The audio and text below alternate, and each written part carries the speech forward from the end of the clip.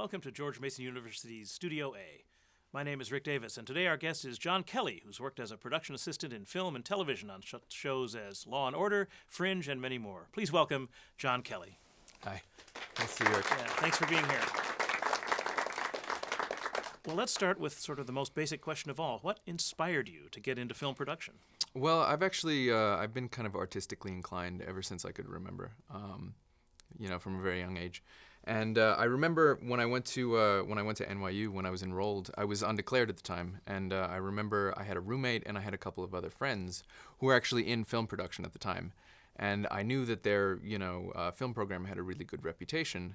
And I saw what they were doing as being something that, was obviously very much appealing to me. And I thought, especially knowing people who had done it, it seemed very tangible to me. So then I just kind of went about the process of seeing what it took to, apply to transfer into the film program. And, the rest is history. I already had a couple of videos in the can from work that I had done in high school. And, just had to prepare some essays and went through the process, had my fingers crossed all semester, and eventually, things worked out very well. How far along in your academic career were you when you made the switch? I only actually transferred out within the first year or so. So it was probably about halfway through. Actually, you know what? I think it was probably around finals my first year that I found out I had been accepted into the film program. And at that point, it became very difficult to focus on my finals because I was not interested at all in, whatever geology or something that I was taking at the time. I was just ready to dig into the film work. Well, one of the terrific things about having you on our program today is that you are a young person in the film industry. You're making your way, not that long out of school, and we have a bunch of students here in the studio and watching on at home who are soon to be in your shoes. So can you tell us a little bit about those first steps after college and how you sort of start building that career? Yeah, absolutely. Well, I have to say, the most immediate work that I did coming out of school was not even, it wasn't a paying gig. It was actually I volunteered at the Silver Docks Documentary Festival, which is local. It's in Silver Spring, Maryland. And I wanted to do that very soon after I graduated. That was within a couple of months. I think it was like June or July of that year. And, I just wanted to keep myself relevant, stay involved in any way I could. And I ended up, I went into it just wanting to volunteer generally, not really having any specific desire to do, any specific type of job. But they had a need on the technical end. They took a look at my music video, which I had done, in school in a study abroad program. They liked the camera work that I had done and some of my direction, and they decided to take me on as a camera person. And I ended up actually walking around, the festival for the week or so that I was there, shooting a lot of B-roll of, all different angles of the event. And that ended up kind of being a springboard. I ended up doing that 2 years following, and it was actually as a result of that work that I did that I ended up getting, my job with Law and Order probably 2 or 3 years later. So you converted essentially a volunteer position into a paying gig then? Absolutely. Well, it's funny though because it wasn't direct, but Yeah. it ended up taking several years. But it was because of people that I met there, and I guess it was because of a positive impression that I made that I eventually ended up, getting paying work. Before later. we move chronologically forward, you said something I just can't resist following up on, which is the idea of doing a study abroad program and making a music video. Can you tell me a little bit about that? Yeah. Well, actually, NYU has a really great program. I think it was kind of still in its infancy when I went. This was probably back in about 2006, I want to say. But basically, they have a program set up there that's in cooperation with a music magazine in Ireland called Hot Press, which is basically, I guess, like the equivalent of Rolling Stone to Ireland. And basically what they do is before the spring, when we arrive, they have a contest with all kinds of independent bands in the country. To kind of submit their music for this what they set up to be a contest. And basically whoever we then as the students go in and choose if we like the work, if we like the music, we basically pick out of a pile of CDs, decide that we like a particular artist, and then, go about the process of producing and directing a music video for them. That's fab. So. Do you have access to the artists at all? Oh, absolutely. Oh, yeah, very direct terrific. access. Yeah, I had we would have regular meetings with the managers of the bands and the actual bands themselves and kind of be very creatively linked to them in the whole process. What a great way to build up a portfolio, too. Oh, yeah, absolutely. And it's very, well, the thing is, too, it's great to say that you had your work with that kind of exposure, because actually It ended up being broadcast through that magazine's website on the internet. It was featured on their page and everything. And my video, as well as a couple of other videos, of some of my colleagues, ended up actually being broadcast on national television there. Great. So, What a great springboard. yeah, absolutely. Especially for, to start in a smaller market. It's funny because, coming from the States, it seems like, kind of a smaller, it's definitely a smaller market, but, I guess that reduces a little bit of the anxiety about doing it. You seem like you can have a lot more impact on a lot smaller crowd. So moving forward again now, did you have any significant internships as part of your career development, or did you leapfrog right into the driver's seat? Yeah, no, absolutely. I did. I had, let's see, I'm trying to keep track now because there were so many. I probably had probably between 4 and 5 internships while I was still a student. And usually, those rotated per semester. So I didn't really stay in any one place more than, probably 3 to 4 months. But they varied in scale in terms of what companies I was working for. I worked for kind of a smaller production house here in Arlington when I was home for the summer because I was born and raised in the area, called Henninger Productions, and that's in Arlington. And they do, or at least they were doing at the time, a lot of work for some of Discovery's satellite networks. And beyond that, when I was in New York, I worked for another similar-sized production company there, as well as working for video promotion in Epic Records as part of Sony. So you really covered a lot of different bases. Was that intentional or just the way it worked out? Yeah, it kind of was just the way it worked out because my interest changed over time, depending on what classes I was taking and depending on, what films I had seen at the time. And kind of, my interest tended to wander a little bit. And at the time that I ended up at Epic, for example, it was just on the heels of my music video program, so I was very interested in getting into music video production. Yeah.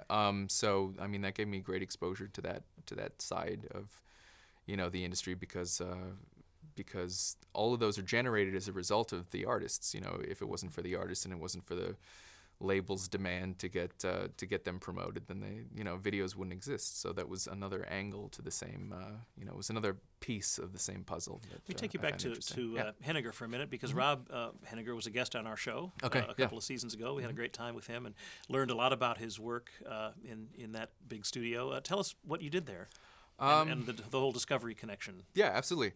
Well, when I worked there, I was actually, I think part of what I was doing was researching productions that were eventually, going to be, I guess they had already been marketed to Discovery Networks, and they were kind of being prepped for production, eventually to air on. I think at that time their primary connection was Discovery Military, which I'm not sure if they're active anymore. But anyway, so that involved a lot of hands-on research, a lot of very kind of involved, a lot of it was on the internet, but there was also a lot of times that I would go off-site, especially to the National Archives. Oh, fantastic. They have a very big media center that's in, I think it's somewhere in Maryland. I think it's like College Park, Silver Spring, something like that. Anyway, and I actually ended up spending, a few days scrubbing through, old 35 millimeter newsreels of, at that time, I think it was old World War I tank footage or something like that. And it was just, it was great. Well, this just sort of, illustrates, I think, an interesting point about life in any business, which is that you never can predict what is going to be required of you, and you have to be ready for anything. Absolutely. Sounds like you've made that. Yeah, exactly. Work. It's I see the way that you kind of make yourself continue to be relevant in the industry is to kind of prepare yourself in any way possible and to kind of keep your tool belt stocked with all kinds of different skills that you learn along the way and continue to bring that to bear. So as you walk around with that stocked tool belt now, tell me, how did you get your first significant job then? Well, let's see. My first significant job, I would say, was probably when I was office production assistant in Law and Order. Oh yeah. And it's funny because that relates to what I was saying before about my very, very first out of school gig, which was at Silver Docs, because it actually ended up being as a result of someone I met there who was, I guess, kind of the video coordinator at Silver Docs, who was also kind of very connected in production in DC. I guess the channels through which the job opportunity for Law & Order filtered were mainly through production people, and that was how she actually got wind of it. She knew that I was in New York and kind of working towards that kind of career, sent me the opportunity, and I was able to get an interview, and the rest is history. It's a perfect networking story, isn't Yeah, it? absolutely. Well, and the thing is, too, I think it's a perfect example of why, you should never really cut yourself off to any potential opportunity, because you really never know where it's going to lead you. And always hope that you leave a good impression behind when you're yeah, leaving absolutely. that Well, last yeah, that being post. said, once Yeah. you have the opportunity and you find yourself in that position, kind of keep your composure and, try and make a very good impression on everyone that you see. Well, we'll talk more about Law and Order in our next segment, but I'd like Yeah. to turn to our students and see if they Absolutely, have any questions now. Any questions from the audience? Yes, sir. Yes. What filmmakers inspire you? It's interesting that you asked me that. I probably would have to say it depends on what I've seen in the last 6 months. Because really, especially as a function of my education, I found that a lot of what helps kind of keep you stimulated and keep you fresh is the fact that you're not getting stale, that you're not getting fixated on anything in particular. You just kind of have to constantly be refreshing, your creative stores, and you constantly have to be looking for new sources of inspiration. So that's a bit of a cop-out, but hopefully it's truthful enough. Mm-hmm. Good. Anybody else? Yes, sir. I'm actually curious. It sounds like you've done a lot of work and internships through school, but have you ever had a difficult time finding a job? Yeah, absolutely. Especially, especially when I was trying to make a transition from being a set PA, which I was doing for probably about a year or so, trying to transition out of that and trying to get into more of an office environment where I would be kind of, much more intimately engaged with the people who were making important decisions. It was very difficult because, I spent a lot of time there was a period of a couple of months where I was just sending out a lot of resumes, just cold. And what I found, was unfortunate about it is it's really a significant advantage to have someone, kind of in your corner. And when you're going out like that, on your own, it's very precarious because you really don't have anyone to kind of usher you or vouch for you. And it's really, significant, very important to you that you have other people who can vouch for you and who are, sticking up for you. Great. Another question.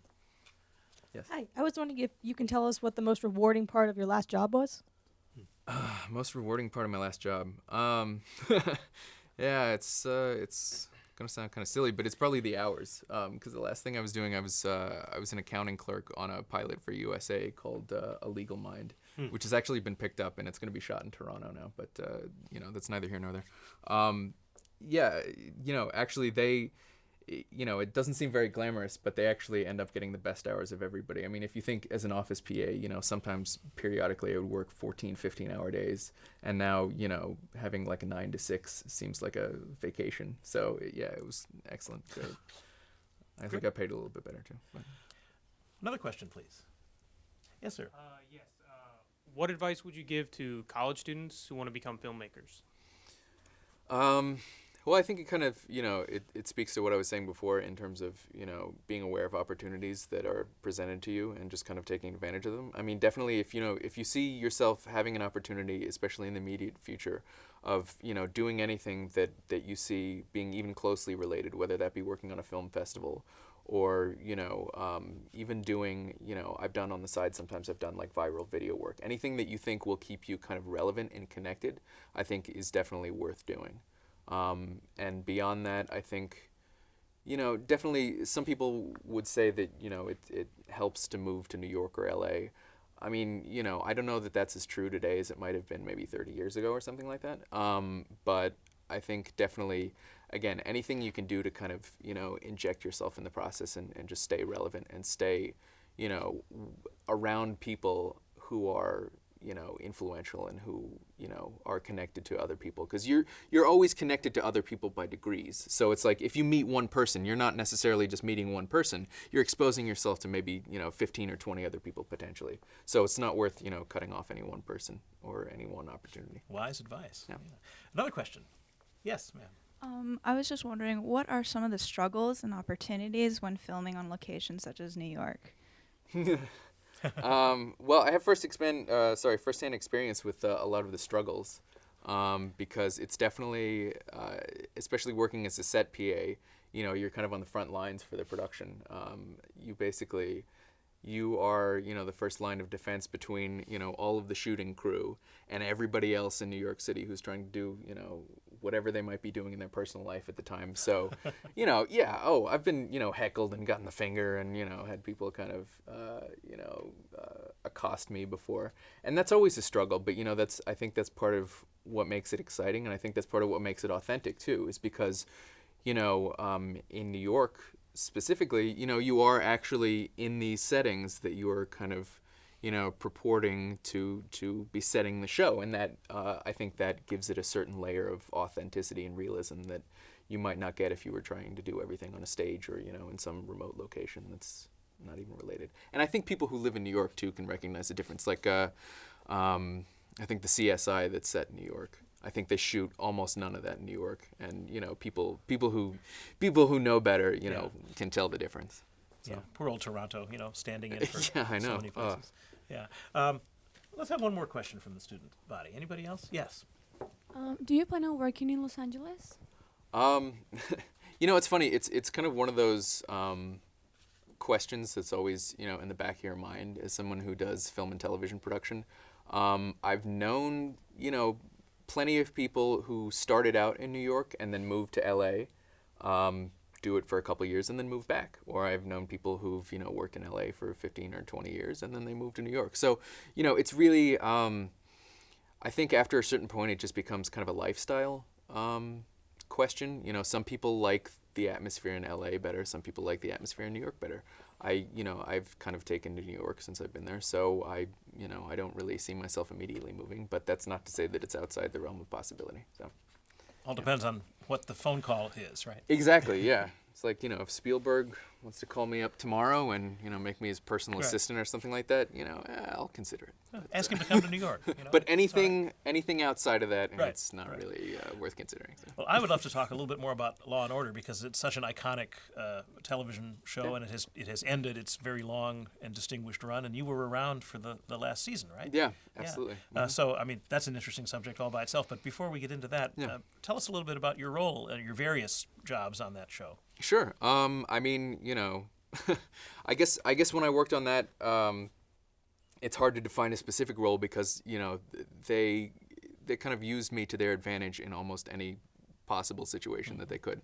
So, daily, responsibilities included things like, answering phones, making copies of relevant production paperwork, whether that be, call sheets, scripts, and then distributing all that paperwork to the various, important heads of different departments. And then, other more mundane things, I think, helping different vendors get in and out of the freight elevator, carrying large, because one of our things then was that NBC was trying to go green, so we were trying to get rid of bottled water, which meant we had huge stores of these 3-gallon jugs that you typically put in water coolers, and we would have to cart like a dozen of those down to one of the Teamster vans so they could take it out to set. Just all kinds of insane what would seem like mundane tasks, but in the context, it seems once you've done one of these things, 20 or 30 times, it seems perfectly reasonable that someone asks you to, go take somebody down to the freight or whatever. Mm-hmm. So, Right. So yeah, and driving was very important. In fact, that actually ended up playing a role in why I ended up getting the job, because if it wasn't for the fact that I had a valid driver's license at the time, I might not have even been considered. That's so. an unusually important credential, actually. Yeah, to absolutely. bring to the table. Yeah. Absolutely, because you never know. Learn to drive. Yeah, because people don't always call on you for it. But people, that's the other thing I was saying about the tool belt. People don't always call on all of your skills at all times. But there's usually going to be a time when somebody needs some skill, and if you're the one who has that, you become an invaluable asset. So the more skills that you've acquired, the better capable you are of taking care of things like that. What was the atmosphere on that set, on that show? Because legendary cast and and such a nice, such a long run and such a real contribution to American television. Yeah. What was it like being around those folks? It was great. I mean, I think everyone, especially who was there, was very much aware of, the significance of the production that they were doing, and so everyone took their jobs very seriously. But also, everyone had been kind of in the same atmosphere for so long that they kind of took on, it kind of became more of a family than a crew. Because people, were very kind of intimately tied together, and especially, you can't. I think it's hard to work for so long, for so many hours of your life with a relatively small amount of people without feeling close to them, unless you're completely callous. But I didn't really meet a whole lot of people like that. Everybody, seemed to be very warm and welcoming. Any of the actors stand out as being particularly notable in your experience? Yeah, absolutely. I mean, the ADAs, the assistant district attorneys on the show, who were played by Alana De La Garza and Linus Roach, they were fabulous. They were probably some of the most down to earth and warmest actors I've ever dealt with. Always referring to everybody on a first name basis, and just very kind, very easy to get along with. Did you ever have anything like directly involved in the daily process with the actors? In terms of... Well, periodically. It's funny because you have to kind of be on call for random errands that people need, and because you have a desk where you're kind of camped out at all times. I had a phone line and I had a computer with internet. So periodically, like Sam Waterston would want to come over and check his email or print something out or something like that. That's just it's part of the. Sorry, I'm busy. Yeah. Yeah, no, you couldn't really do that. Right. You kind of have to be deferential, but that's just the way it works. Yeah. Very good. And then, of course, you were there when they found out that the show was not going to be. Yeah, that was continued, that was a bombshell. Yeah, I mean, what was that to like? say the First of all, least. how did you find out, and what was the next day atmosphere on that set? It's funny. I think it's kind of telling, or it kind of speaks a bit to the importance of technology these days, because it actually ended up being one of the producer's assistants had read it on an entertainment blog. Oh.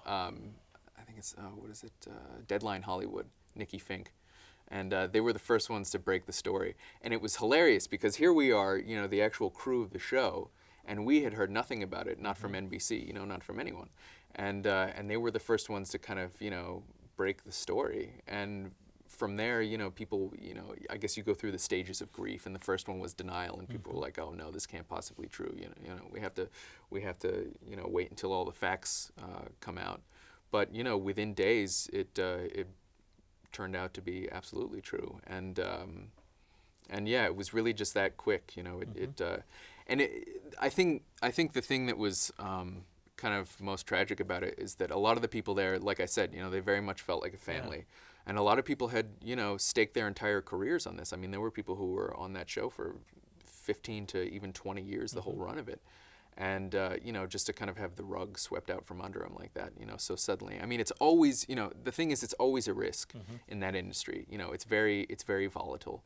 But I think, they'd become so comfortable in their position that they just, they expected it to go on forever. And it wasn't like that. What was the speculation, in the group about why the decision was made? Oh, I mean, I think a lot of things were floating around. I mean, I think definitely... you kind of nobody really took personal blame. I don't think anybody on the crew, said like, oh, maybe if I had, painted this set a little bit more thoroughly, maybe they would have kept it going for another 5 years or anything like that. But definitely they looked to, we looked to our kind of corporate overlords first, because I guess as kind of